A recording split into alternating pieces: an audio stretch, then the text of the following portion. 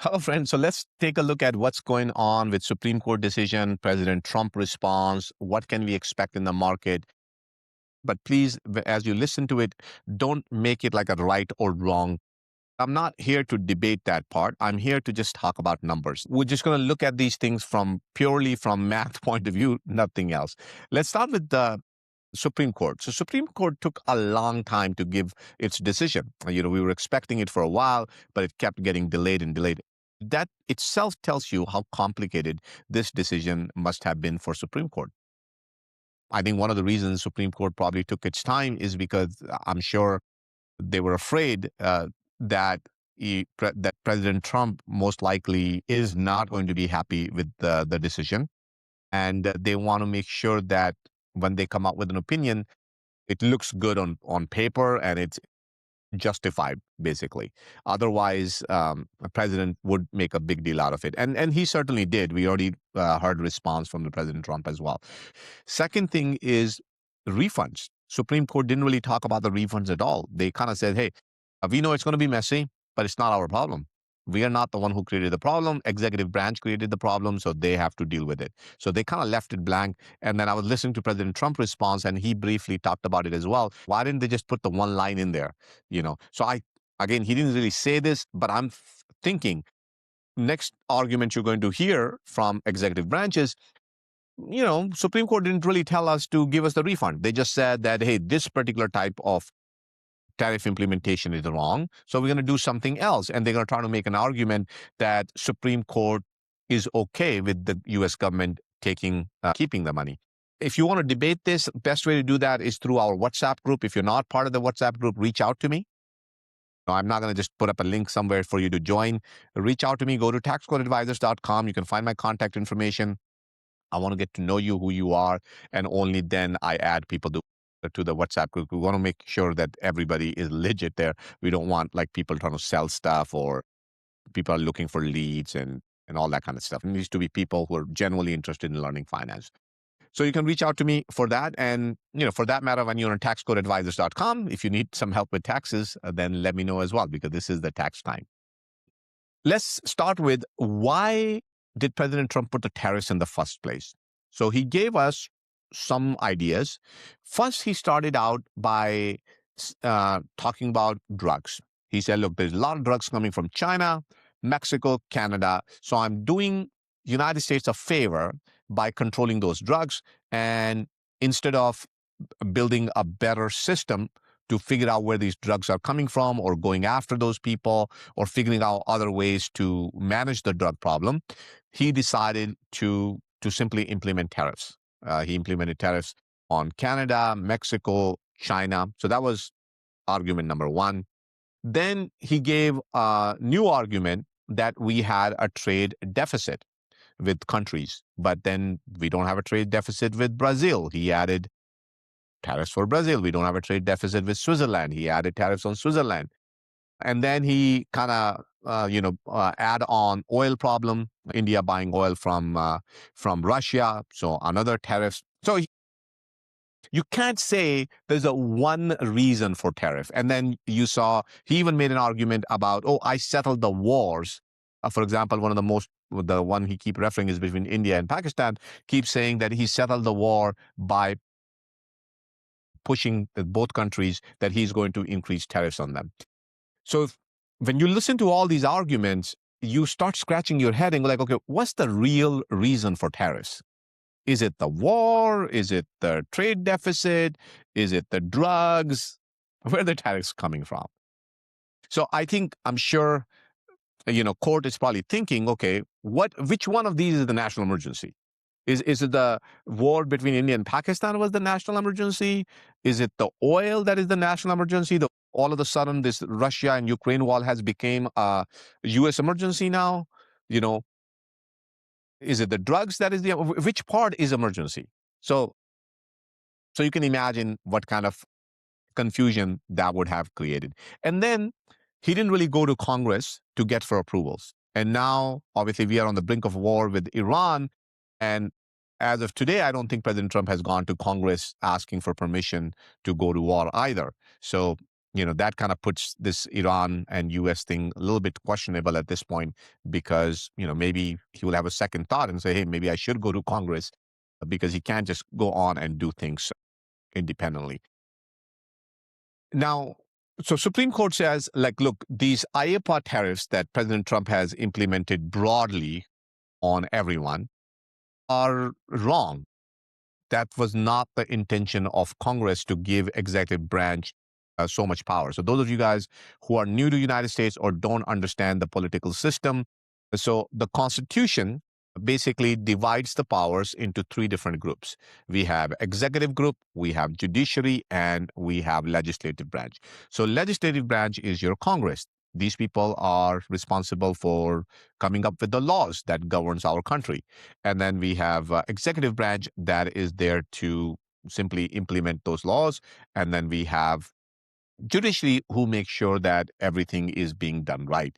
So President Trump is trying to exercise a lot of power, and he has been able to do so successfully in last 1 year. Whether that's right or wrong, I'll leave that to debate, but I do want you to think about one important point. If a president has almost unlimited powers, do we still remain a democracy?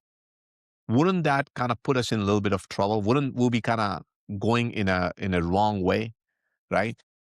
So I think the fact that judiciary stepped in is a good thing. In matter of fact, a lot of people around the world are thinking right now that, hey, United States is still well, because judiciary stepped in, something was not right, and they fixed it. Now, can President Trump take a different path and implement tariff? Sure, but he could have done that anytime he wanted to. He could have gone to Congress, he can use different provisions, but he didn't. So it's not about tariff per se, but it's all about the way our power structure works. Now, the second problem I also want you to pay attention to is that, let's just say if Supreme Court would have uh, gave decision in favor of President Trump. Whether you like President Trump or you don't like President Trump, that's your business. That's not what I'm talking about here. But I do want to talk about people who will become presidents in future. Maybe, just maybe, one day we might get somebody who is not qualified to run this country, who is not qualified to be a president. And maybe they end up abusing all this executive power. I'm not talking about President Trump, but maybe somebody in future.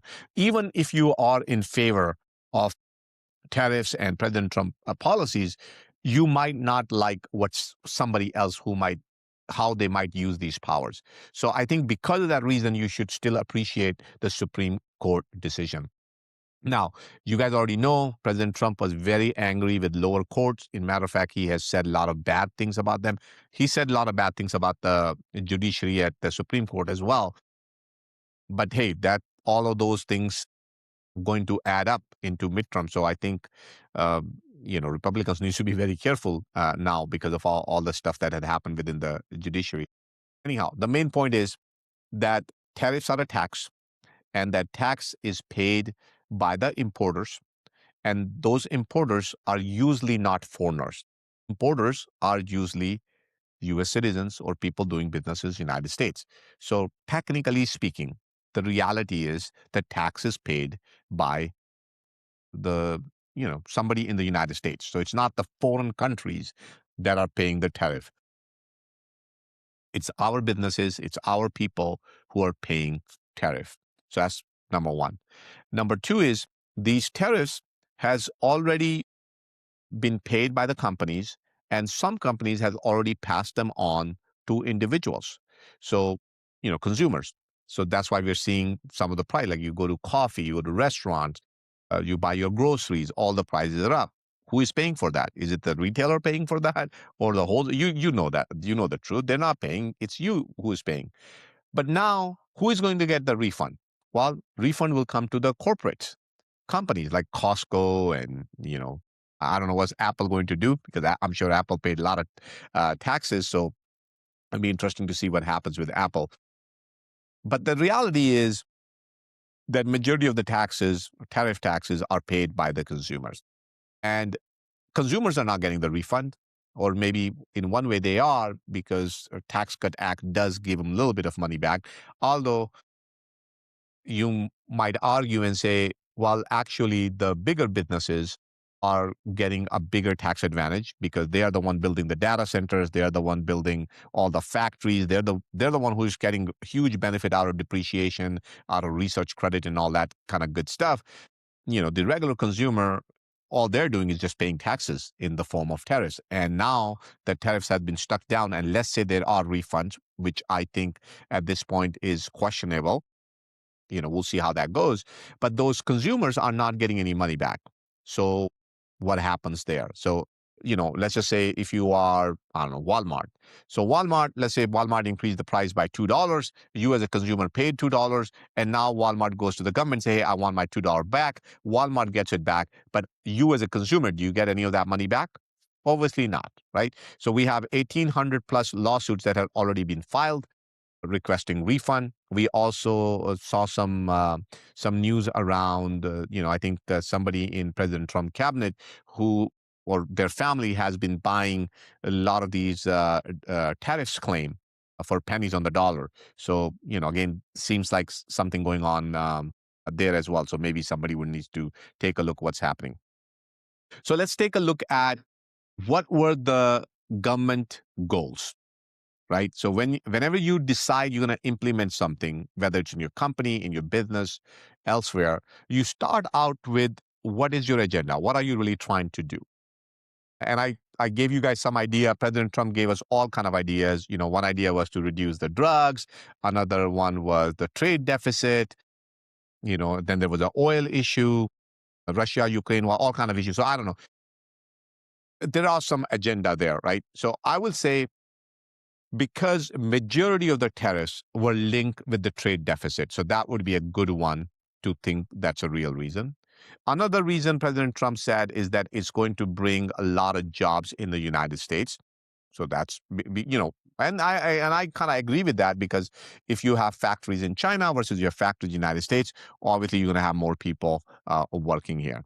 The third argument, he said, hey, the government is going to make so much money that President Trump will be in position to eliminate income tax. He has promised that multiple times. So, this, I think he called it External Revenue Service, IRS, instead of IRS. And he said with this IRS, he will be able to eliminate the income tax, and everything will be paid by the foreign countries. And obviously, at the end of the day, United States will prosper. So let's go back and take a look at some of these things. So reduce the trade deficit. So trade deficit was about $91 billion in 2025. And, compare that to 2024, that did decrease by roughly around 1%.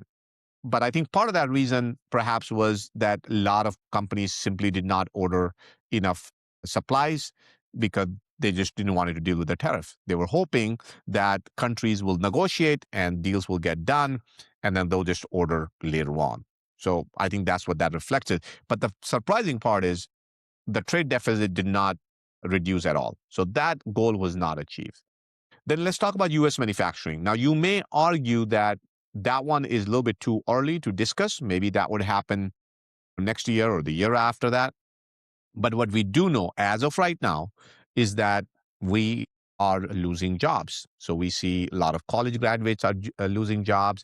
We see now with AI, a lot of software engineers has been losing jobs. And people are fearful. In my practice, when I'm talking to clients, no matter what they are, yesterday I was talking to somebody who is a mortgage broker, and you're like, Deepak bhai, what do you think is going to happen? I'm like, honestly speaking, if you think about it, as a mortgage broker, what do you really do? Your job is mostly to collect documents, and all of that most likely will going to be done with AI. Most mortgage brokers don't really do much because they kind of pass on all that information to the underwriter who makes the ultimate decision. So I'm like, if you think about it, I wouldn't be surprised that by next year, a lot of banks going to have some sort of automated way to instantly access all kind of information regarding loans and easily apply for it. They can maybe, take a pictures of their documents, upload it. The pictures can automatically dissect all the information, put in the proper places, and automatically send to an underwriter. In fact, even underwriter jobs might be under threat because now an AI can make a better decision about which loan they want to underwrite or not. Only time a human intervention will probably come in is if the AI kind of rejects the application and puts it in review for somebody who wants to manually take a look at that. So anyhow, the main point is jobs are still at risk in the United States, and we can see that constantly. And then we discuss this again and again in our group as well. We have seen how many people are out of jobs. So that is a real problem. Then comes to revenue generation. That was another major goal. So question we have to ask, did the United States collect more revenue? So I think we did collect the little bit more revenue because of tariffs, but those tariffs were not paid by the foreign countries. Those tariffs are paid by importers, and importers, like I said, most of the time are the U.S. residents, U.S. citizens. So you can assume that most of those revenue actually were paid by the U.S., not by the foreign countries. So, and now that those tariffs are gone and President Trump has to re-implement it, so you have to think about it. If IPA was the safest way for President Trump to implement, I mean, why would he take unsafe way, right? If he would have implemented those tariffs thinking IPA is the safest way for him to implement them. So if that did not work and he uses some other ways, like he has been talking about, and he even signed the executive order to implement some tariff, I'll talk more about that. But my point is simply, I mean, anything else that any other route he will take, would that be as good as IPA? Probably not, right? That's why he did not go with that route in the first place. I think he feels that those routes are shaky or certainly not going to have as much tariff as we had before. If I remember correctly, I think I saw some numbers with IEPA tariffs. I think we were around 16, 17%. And now that IEPA been gone, I think those tariffs comes down to about 9 to 10%. So it's certainly not going to have the same amount of revenue generation as President Trump has expected. So if you think about it, I mean, all the goals that President Trump has set out to achieve using these tariffs didn't really work out. But the biggest problem here is the trade deficit. So you see, in the Biden era in 2024, we had a deficit of $1.83 trillion. And in Trump time, it reduced a little bit to 1.78 trillion. But if you remove the tariff revenue out of that, then that deficit goes to 1.95 trillion. So actually, if you think about it, President Trump is spending more than what Biden did. Total U.S. national debt today is about 38.7 trillion, and President Trump has already added $2.6 trillion to it this year alone. So you can imagine what's the situation with that is. Then let's take a look at some of the economic numbers that we have seen here. GDP growth for Q4 came out to be about 1.4. Obviously, you can argue that perhaps that was because of the shutdown. So we had the longest shutdown in the history of United States. I mean, personally speaking, I was expecting it to last maybe a week, 10 days at the most, but I was surprised that it lasted almost 6 weeks. So that was very shocking to me, and it certainly did have an impact on GDP growth. We would see next next month we'll find out a little bit better numbers as to see what really happened. We've got to keep an eye out on it. But so far, the numbers look bad. Then we take a look at the PCE inflation. I think inflation numbers, if you ask me, I don't think we really had the good inflation numbers for a long time now. Whether it's President Trump or previous administration, I think the way we collect all this data needs to be updated. We need to figure out a better ways to collecting this data. But the reality is that we were expecting PCE inflation to be about 0.3. It came out to be 0.4. So you can see that it's accelerating. Then core PCE year over year, obviously the Fed wants it to be around 2%, but right now we're sitting around 3%. So, that's still 50% above target. Although you can argue, even I have argued, if we want to have a lot of growth in this country, then why 2%? Why can't we set the target at 3%? But hey, I'm not the one who is making that up. And if we take a look at the gold price, it is it hit almost $5,100 per ounce today. So that is telling you that people are preferring gold over anything else right now. And then obviously consumer confidence ever since President Trump has taken office has been declining, and we are seeing that K-shaped economy continue to grow. So what's happening now? So President Trump has said he is going to impose a 10% tariff. Now, these 10% tariffs are temporary in nature, I think 150 days, if I'm not wrong. And there might be some litigations around that as well, because now that Supreme Court has struck down the IEEPA tariffs, somebody can argue that these are just ways around it. So we'll see how that goes. So that kind of puts it, but still, they're not like 50%, they're only 10%. And the second thing is, I saw some arguments that President Trump can implement these tariffs and then, for 150 days, and then maybe put a break for 1 day or something like that, and then re-implement them one more time. I don't think he can do that. But again, I'm not an attorney, so I don't know. But I don't think so. I think he's going to goal going to remain to finalize all the trade deals, and which should have been the path to begin with. He can also charge import fees. He can come up with some mechanism to, kind of like what he did was with China, that, all the Chinese ship, he was going to charge them in docking fees. So he can come up with something like that. President Trump can also choose to go back to Congress and ask for their approval and then re-implement the tariffs, although I don't think that's going to happen at this point. And then the question is, what happens with that $135 billion that U.S. government has already collected? Like I said, there are some arguments whether the government is going to pay them back or not. I have a feeling that there's so many lawsuits out there that most likely President Trump would have to give those refunds. As far as market is concerned, we saw some interesting things in the market today. We saw AI still going after all kind of categories. So Anthropic, for example, put up a blog post about security. He's saying, look, we can help you analyze a security risk in your databases. Now, that's pretty cool, right? But think about it. I mean, you could have done that to begin with. There are a lot of tools out there. Anthropic just kind of makes it easier for you.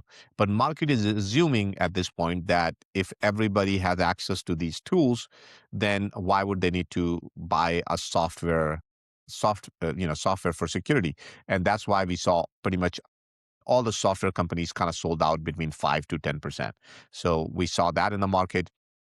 Sorry, not software, security software in particular, not just a software itself. Software itself has actually been under pressure for a while now, since last year, because every day we are hearing, Anthropic is able to do this, ChatGPT is doing this, Google is doing this, all that kind of stuff. Bitcoin is under a lot of pressure. Bitcoin, Ethereum, altcoins, all that stuff is under a lot of pressure for the entire year. I think Bitcoin is even lower now than it was before President Trump took office. Now, another thing President Trump has talked quite a bit about is stock market. And that is an interesting take, because I think because he comes from a business background, sometime I think he tried to compare everything with stock market. So if that is the argument about economy, like our economy is doing good because stock market is doing good, then we need to compare it with the prior administration. So I think we need to like, for example, Dow is up 12%. So did not hit 12% under President Biden? Of course it did. So are we really doing any better than what we were doing in President Biden era? And then another argument you can possibly make is, I mean, technically speaking, US actually had one of the weakest stock market, because all the international stock markets are doing very well. Take a look at Korean stocks, take a look at China, take a look at, other countries around the world. Even Europe is doing very well. So I don't know. I don't really judge things that way, but I'm just saying because President Trump mentioned it a few times. So I thought that maybe I'd bring that up. US dollar, not really gaining strength. Gold and silver is gaining a lot of strength. So that tells you that market doesn't really like the policies right now. They still want to stay in safety. So the key things to know right now is that obviously Tariffs most likely will get refunded. How they get refunded, nobody knows at this point. My biggest concern right now possibly is more money printing, more debt for the U.S. government. But for the immediate, I mean, yeah, debt and all that is a problem, but that's a long-term problem. But the biggest problem right now we have to think about is, are we really going to have GDP growth, or are we stalling? That's the magic question. Because if we're stalling and Fed is not cutting interest rate, then things can get really bad for people. The problem is that K-shaped economy that we keep looking at. Those people are still hurting. I think in the WhatsApp group, I was posted a chart. How many people are doing more than two jobs? How many people are delinquent on student loan? How many people are delinquent on credit card? People are now paying their dental services, their food services, their restaurant bills in payments. I mean, these are not good signs. There is a problem underneath that we do need to fix. So I don't want to sound like a doomsday guy, but I'm just saying that we need to really take a realistic look at our economy and try to help those part of the economy. And I think one of the ways to do that is with interest rate cuts, because if we get those, we can get the construction going. We can help out businesses borrow for cheaper, and it's certainly going to help with the national debt. So it does help does help a lot. Trust me, but obviously it comes with a problem of inflation. So we need to kind of figure out both sides of the equation to make this work. For the time being, things are not really looking good, at least from the money printing point of view. I don't think President Trump has any other option but to get that printing press going once again. All right. Thank you so much, guys, and I'll see you next time.